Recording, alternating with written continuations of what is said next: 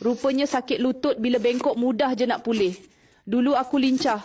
Jalan laju, naik tangga tak ada hal. Tapi satu hari, aku perasan aku mula berjalan pelik. Lutut rasa berat. Setiap langkah rasa macam ada benda menarik ke bawah.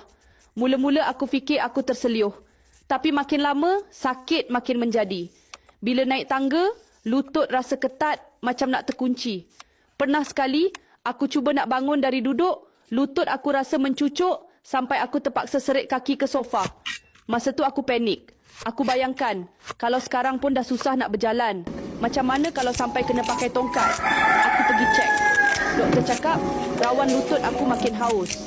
Bila rawan makin nipis, tulang bergesil dan sendi makin kering.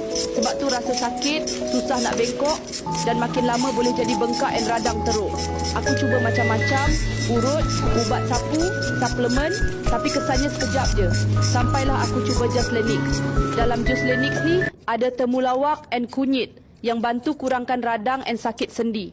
Ada juga halba dan ashwagandha yang bantu kuatkan rawan dan bagi pelinciran supaya sendi tak kering.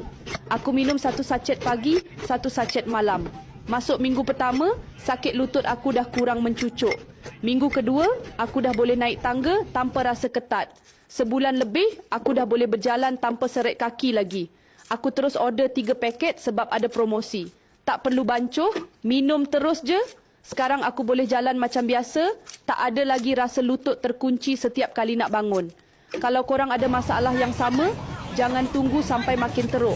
Tekan beg kuning sekarang untuk tengok review pengguna yang dah berjaya pulihkan sakit lutut. Ikhtiar sekarang, tekan je beg kuning tu ada Just Lenix.